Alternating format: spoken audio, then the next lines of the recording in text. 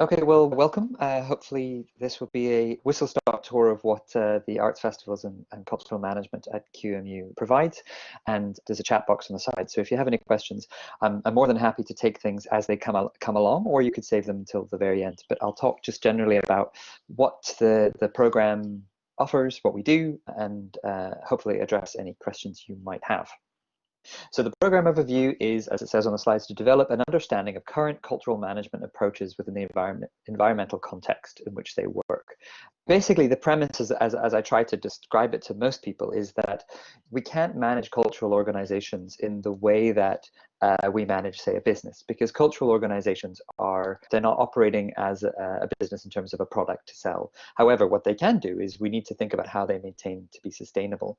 So the program itself sort of really considers how we can balance the needs of business management to the cultural sector, and how we can sort of explore issues of policy trends, and methods of practice within the sector to be able to make sure that we have sort of excellent cultural managers within the field. And actually, we do this in a quite practical and theoretical content. And the idea is that we can sit in a classroom and we can tell you all that we need to know about managing specifically cultural activities. But actually, what we try to do is make sure that there are specific examples that are related directly to culture and what that means as well, by actually going to do it in a certain way. And I'll talk through some of the examples of how we do that. But you can see on the right, we do quite a few field trips. This one's a field trip we did to the new V&A in Dundee. So we're actually getting quite practical experiences as well as the theoretical side of things. The project is made up of quite a few people from different sectors, and that's actually really quite important. For example, David has worked on a lot of cultural policy and a lot of business. He teaches in our fundraising module, and he has a long experience of working within the financial sector. Rebecca works within events and has worked in sort of thinking about events and festivals and planning in a way that's useful to think about that element of the course. Rachel herself has been involved in cultural policy. Indeed, she was involved in writing the cultural policy for Scotland, the previous policy before. Andrew works on international projects, especially involved with leadership. And I myself come from a more participatory practices and practitioner background. So all in all, we kind of come from quite a different realm. And actually, that's quite good, because what it means is that we hold you all together from the various different requirements and paradigms of cultural management, both from the business sector as well as the practitioner side of things.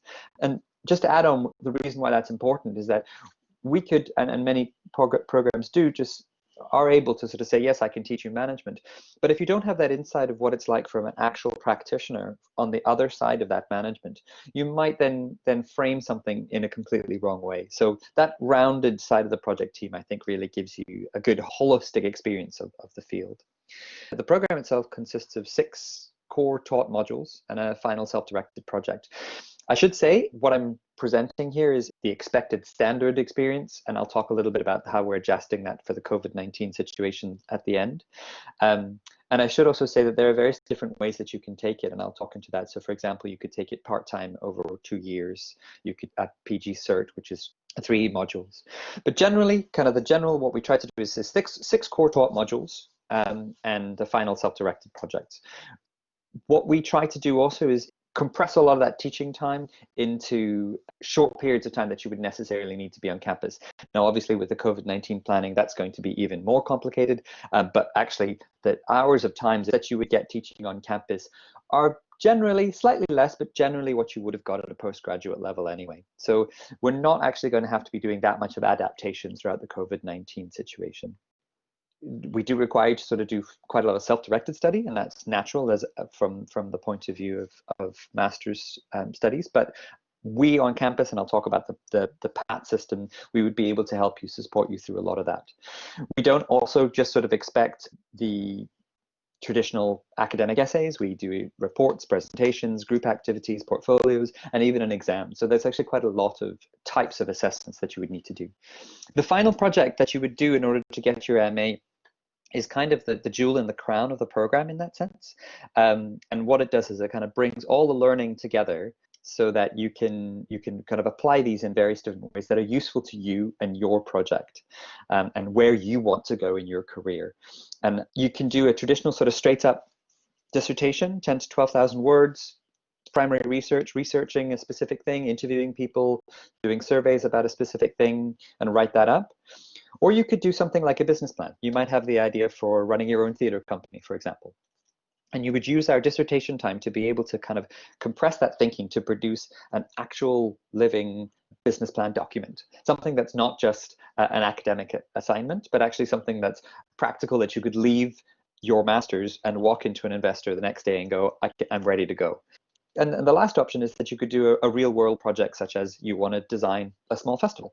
Go ahead. Let's help you do that time to be able to design a real practical project that you go ahead and do, and you sort of show your learning through the actual doing of that project. So there are three options by which all of these kind of sessions build up, so that you can have the kinds of information and research that will help you go forward in your career. We can run a project all we want, but actually, unless it's you and your interesting career, it's not actually important. So it's really about you and your projects. The course structure is quite broken down into blocks, in the sense that there's what we try to cover in the first semester is kind of look at more of the background context, and then the semester two kind of moves on to the more kind of practical elements. Now you can start the course in September or January, doesn't really matter which way you start. It changes the narrative ever so slightly, and it's slightly longer if you do it in January, because you would take the summer off. But it's perfectly possible, and I'm more than happy to speak to anyone about how to develop your own sort of pathway through the program. The general standard way through it is on the screen right now. We've got cultural policy, designing qualitative leadership. So I'll talk through the modules just briefly. Cultural policy module kind of looks at how does policy frame cultural management? How is policy developed? That will be really useful for folks who may be more interested in the more governmental organizational side of things. But it's also very useful to understand from practitioners, to understand how policy affects, say, a dance company. Designing qualitative research is a research module that every master's student has to undertake. So how we've developed the research module is to think about what is most useful research to cultural management. So this looks at how to develop qualitative research. That might be very useful for, say, someone who's very interested in evaluation, or how to think about research within the field.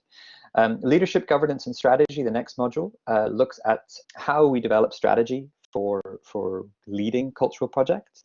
That might be very interesting for someone, say, who's, for example, been working in an organization at a senior management level, but like to be able to step up to the actual top of the level to think about that.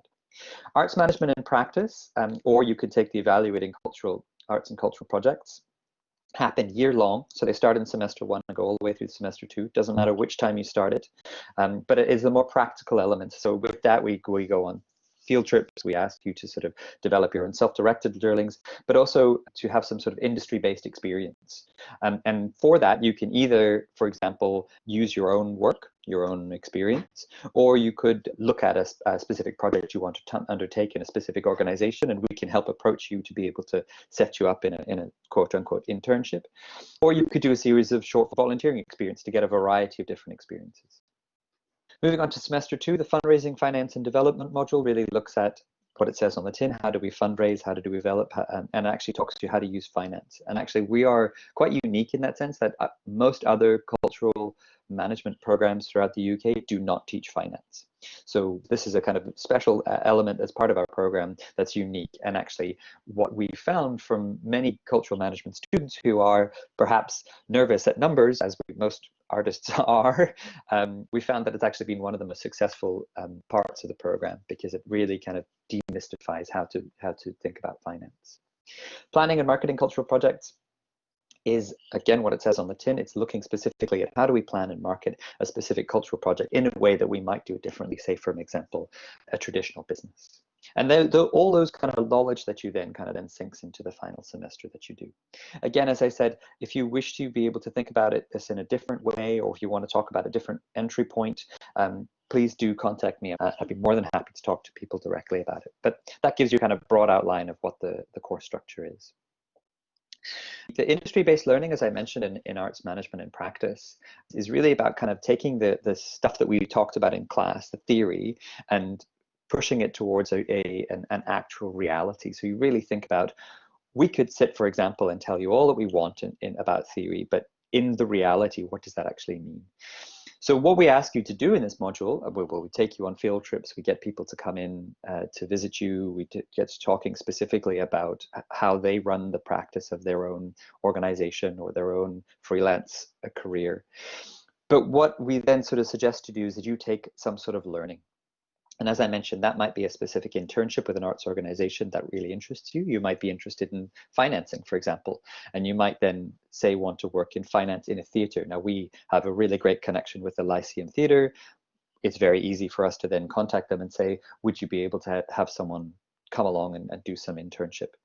Conversely, what we do is, because we're based in Edinburgh, the festival city, we have a lot of people who contact us, and they contact us and say, we need a student for a short project. It's paid, would you be able to undertake that? So it's not a traditional placement in the sense that we send you somewhere, we grade your placement, and then you leave. It's actually very much self-directed. It's very much about you going to think about, what do you want for your career, and how can you work with us as your tutors to be able to make that happen? We've had quite a lot of students who work with the International Festival, for example, Scottish Chamber Orchestra, Printmakers, National Museum, Glasgow Film Theatre, Glasgow Festival, International Film Festival, and even further afield, you know, the Cromarty Film Festival, other places outside of Edinburgh. So it's really kind of where a lot of the learning becomes real, and it actually starts developing a lot of good networks for your future career. In the field trips that we do, as I say, we go to many different places: Glasgow Women Library, GFT, Out of the Blue, again, Lyceum. The picture on the left is also the rural arts tour that we try to undertake every year. We haven't been able to do it this year, but normally what we try to do is, and this is sort of a slightly extra cost, but what you would do is you would be able to go on a trip to think about, how does the cultural management of rural arts different from an urban context? And the reason why that is important is that we need to think about, how do we teach? Is that limited to sort of maybe an urban or cultural context? That's not what the rural context needs. So thinking about the rural context is really important, because it helps us think about how it's done anyway. We've had students who've then kind of come from very international contexts. The fact that Edinburgh itself is here and is very interested, and we are situated right in Edinburgh, has kind of then been really one of the biggest draws for a lot of students. And as you can see from the testimonials, you're very welcome to be able to get the slides afterwards. You can read through this to figure out how that might happen. So as I mentioned, the City of Culture, one of the best things you could do is sort of be based in Edinburgh. What you can also do is think about Edinburgh as a sort of site for maybe your research. So for example, you might be interested in festivals where you are, but you might want to understand, how has the Fringe Festival adapted certain things that you can take away? And actually that's a really fantastic way to think through these case studies, for if you say want to go back to where you're from, and to adapt how the book festival has worked to your specific context. Some of the organizations that we have worked with in the past are listed in there, but as I say, these are no means exhaustive, and actually the cultural sector in Edinburgh is massive to be able to draw on in terms of work that people you might want to work with and for. There is campus living, and I think Greg will probably be able to tell you a little bit more about that, but we find that many of our master's students have found this quite useful, especially for a first semester on campus if they're coming from far away. However, I should also say that vast majority of international students want to live in Edinburgh itself, and we can give you some advice on areas that you can live. Edinburgh is a very safe city. It's a very compact city. If you were to live on campus, it is a 6-minute train ride to the absolute center. I cycle from the center of Edinburgh to QMU. It takes 20-25 minutes. So it's a very easily accessible place were you to live off campus. But that's something that if you want to be able to talk about, you can.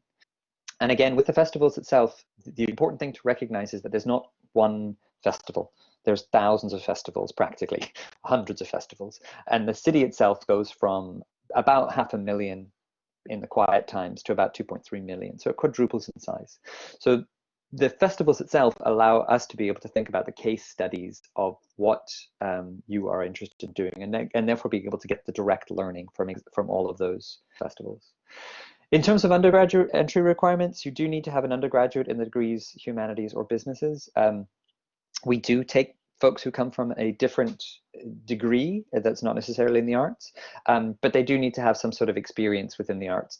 If you have that interest and passion, that's definitely part of it. You need an IELTS score of 6.5 or above, with no individual component below 6. We do sometimes do a pre-sessional course. I'm not sure if that's happening, Greg. I don't know if you can. Just to confirm, the pre-sessional is not running, but there will be additional support provided. If pre-sessional is of interest to anyone, then we would advise that you contact our admissions team as well, and that will be discussed as part of your offer to study. Super. And often there are bursaries available, but there's obviously these are quite competitive, so it's best that you kind of get involved with and talk to our admissions and finance team as soon as possible. And lastly, just to say, sort of from a personal side of things, that I have now been teaching program leading this course for about 2 or 3 years now. Yep, 3 years now. And I find it actually a fascinating process to go through to watch sort of international folks come, because one of the experiences that I think is the most useful in any educational experience is the diversity of perspectives that you have. You know, for example, every year we have someone who comes from maybe a North American context, and someone who comes from a Central European context. And one might say, from the American, might say, for example, why would you want the government to get involved in arts funding? Because they've never actually had that. And yet from a maybe European context, social funding for the arts is essential. And actually having that debate and discussion about different contexts of how cultural organizations function is really important to learning and development, because we have to understand how our context works in relationship to other contexts. So actually our international cohort, which is usually about 50% of the program, is hugely important, not just to get the roundest perspective, but be able to share with each other about your own different perspectives. And I certainly am very keen to be able to support that. What I haven't mentioned is that we have a PAT system, which stands for Personal Academic Tutor, that's across the board at Queen Margaret's University. And what the Personal Academic Tutor does is be your first point of contact for any concern. So every student has a named contact to be able to contact them. And that could be about academic study, or it could be about personal experience, or personal thoughts, or personal feelings, or problems with housing. To be able to contact us first then allows us to then filter you out to the most expected person.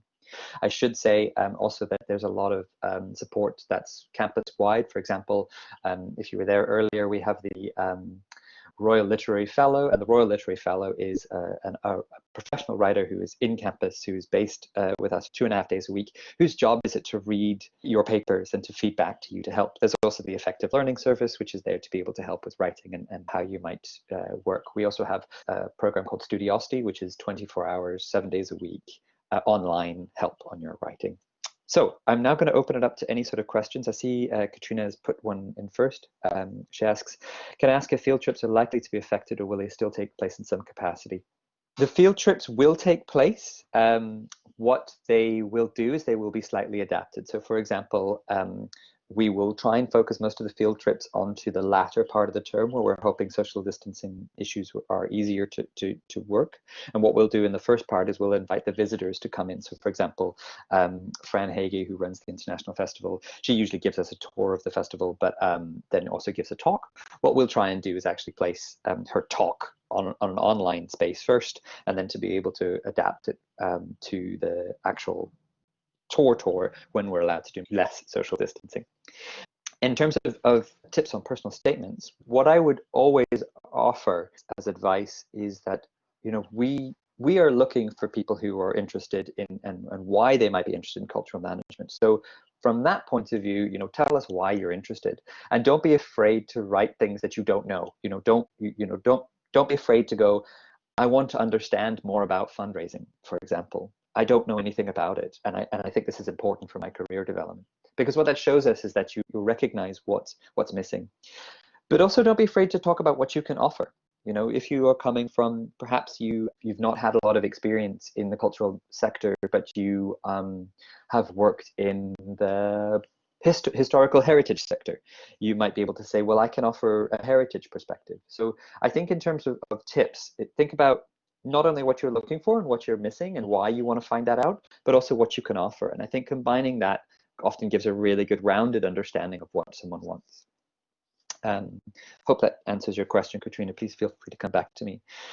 So the plan for teaching come September is addressed in Richard Butt's slides, which came earlier. Can I just check, Greg, are you able to share those slides with anyone or everyone? Yeah, what I can maybe do at the end, Anthony, what I can do is I can pop Richard's slides back up, and I can show everyone the dates and the arrangements. Sarah, I hope that helps. If you can just let us get through, we'll have another few questions, and I'll pop the old slides back up so we can have a look at them.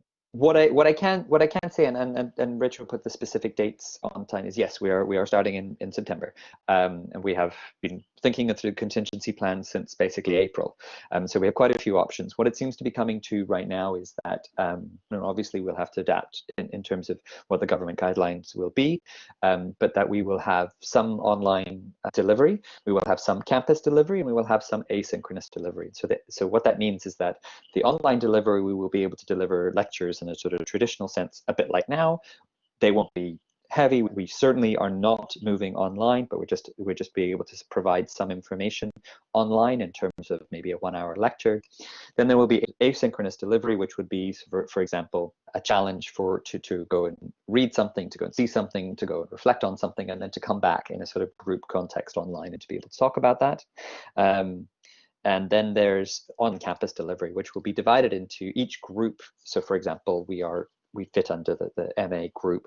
We will be sort of postgraduate group will be able to have up to about 5 hours of campus time on the campus. And obviously we will need to make sure, because our primary concern is the safety of students, of how we do that, but it will be teaching online. But again, if you have any more concerns, my email is just up above. I'm more than happy to speak to yourself, indeed anyone, through Skype, through email. Irene asked, do we need to move to Edinburgh to attend the 5-hour classes, or could we commute weekly? You're very welcome to commute. We do have students who live, for example, in Glasgow, who, even when we weren't doing the 5 hours, when we were doing the full Thursday, Friday classes, would commute every Thursday and Friday. And certainly what we hope is that by certainly January, we'll be kind of back to some sort of semblance of normality where we would only teach Thursday, Friday. And if that's the case, as I said, there are students who do commute from Glasgow.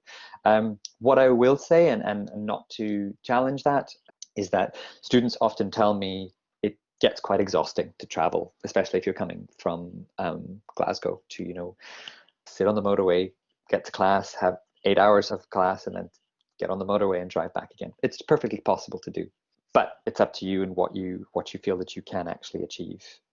You certainly don't have to, but I would also then suggest that actually the attending of the classes will be essential. So it's if you can't attend those, I think that would be problematic. I will also say that actually there are people who've come through flown in from Germany to undertake classes on the block taught days, and they've achieved certain modules through that way.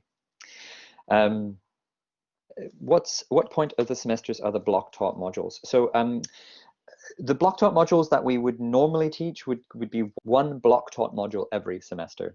And so what that means is that, and again, this is non-COVID stuff, I'll tell that before, because that will hopefully be how we return to it in January. So the block taught modules are 4 days per semester, and they would be happening at a regular sort of every 3 weeks. You would have one block taught day, which is usually a Friday. The dates are already listed on the website, and it would be kind of an intensive day-long session that you would do 4 times per semester, and the 4 classes would kind of amount to one module, and you do one of those per semester.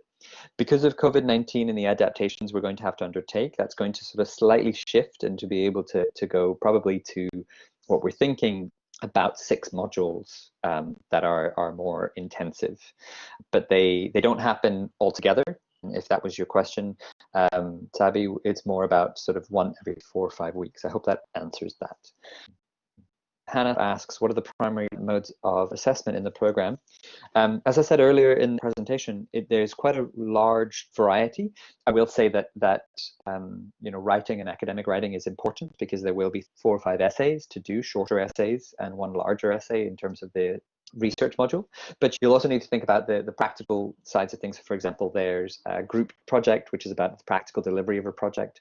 There's analyses of online blogs or posts. There are presentations that you'll have to do. There are a lot of non-formative processes as well. So for example, there is two short writing example, so a 400-word text that you hand in and we can kind of feed that back for you. There's a short SketchUp of a strategy that you can use, which is non-marked. But all of these assessments are, as I say, kind of spaced out to be able to make sure that they don't kind of build up all the way to the end and you have to do everything at the one time. We try to make sure that the assessments are kind of balanced out and you get formative, i.e. non-marked responses as well as the summative.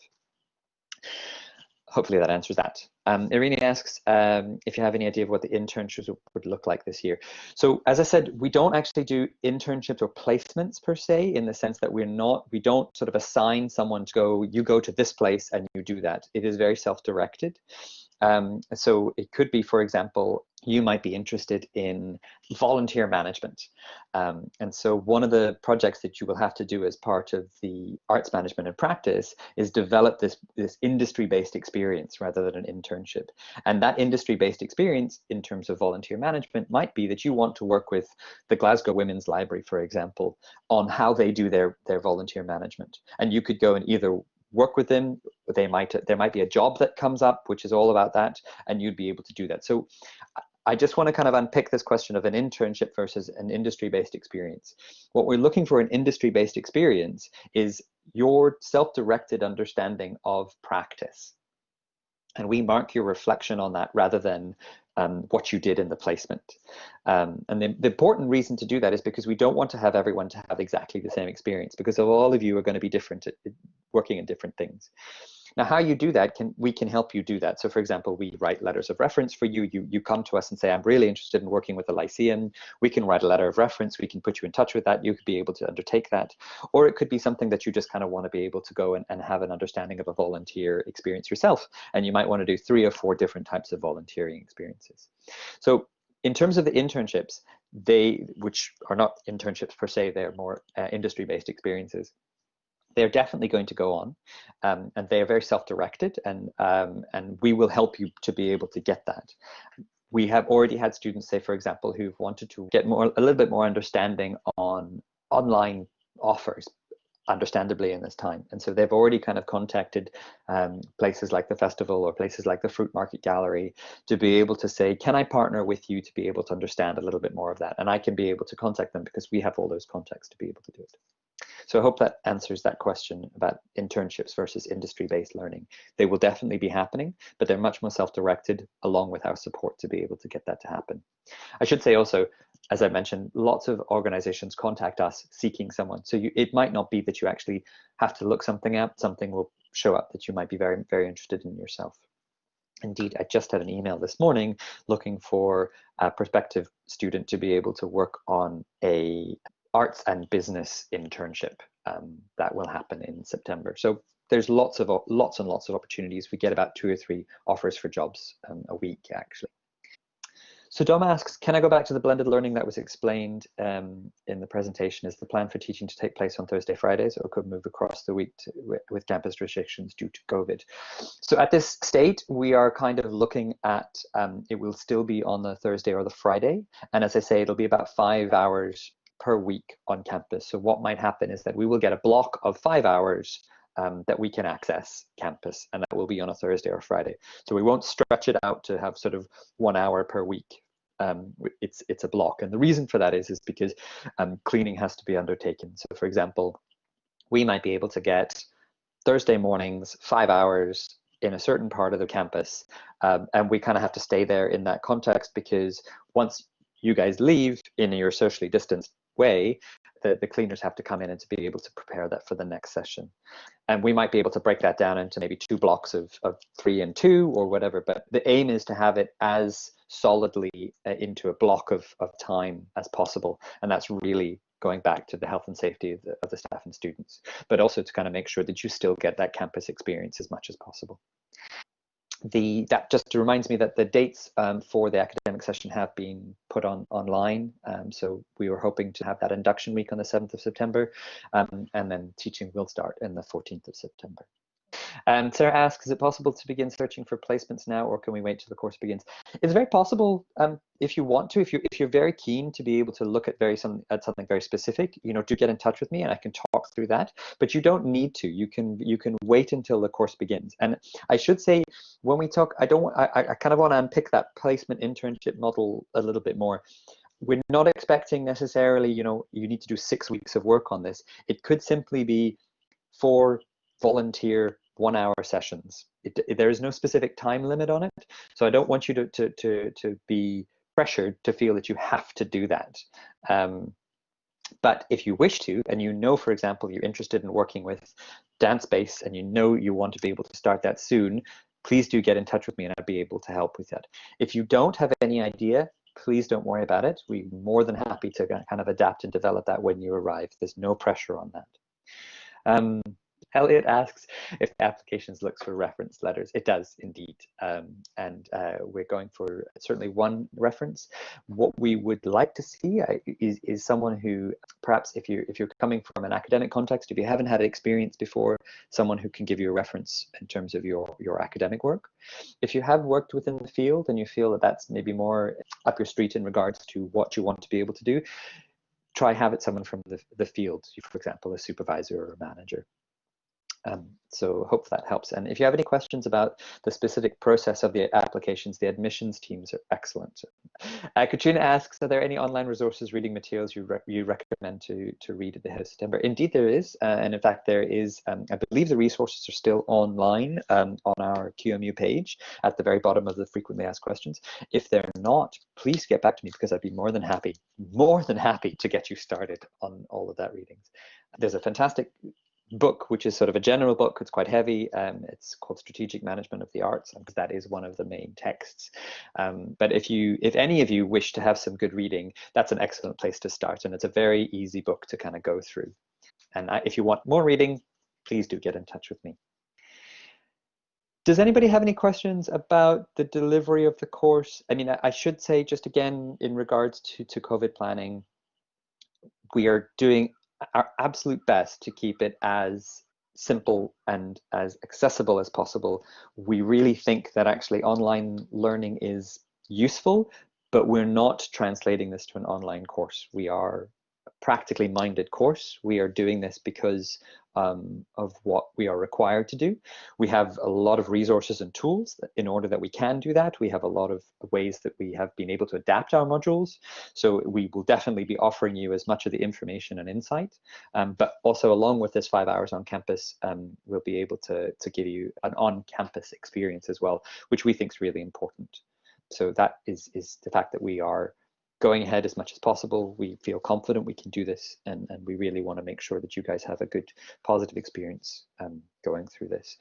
I can tell you from a personal experience, the fact that we're a very small university is made it a lot easier for us, because normally the cohort has about 20 to 30 people in it. That's very easy for us to adapt in terms of social distancing. Larger universities like Edinburgh or Glasgow, or those places where you have classes of 200 to 300 people, that's a lot more difficult to do. But because we're quite small, it's very easy for us to adapt. So Dom's just asked, how many people are we expecting to start next year?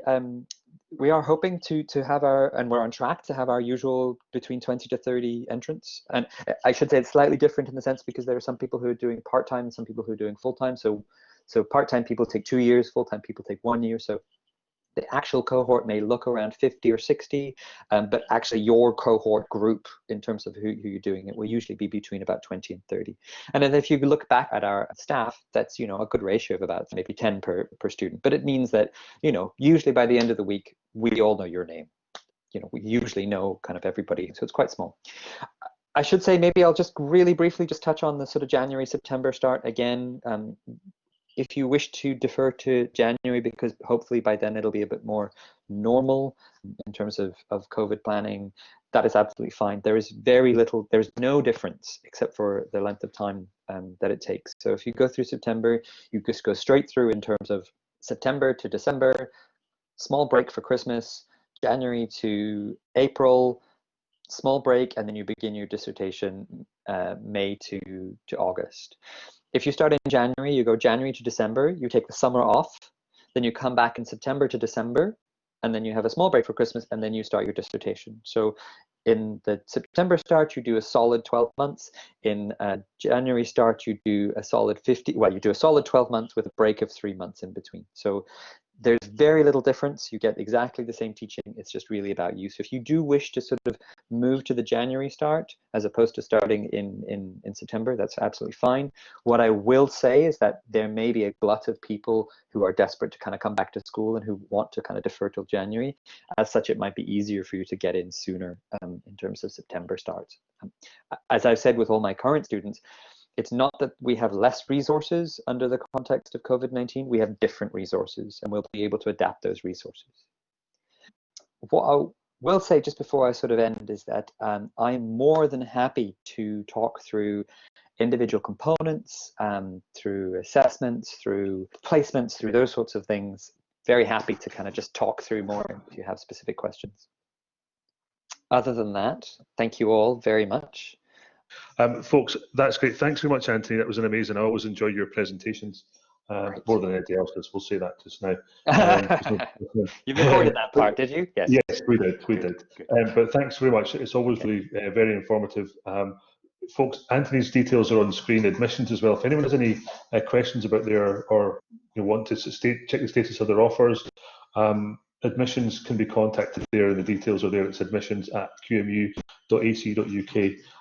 They're a friendly bunch, so please don't be shy to get in touch with them. If there's any questions you've got, Anthony's probably one of the most approachable people that I've ever worked with in my life, so please don't hesitate to fill his inbox full of questions. So thanks very much, everyone. Thanks, Anthony. We shall catch up soon. Take care. Thanks, everyone.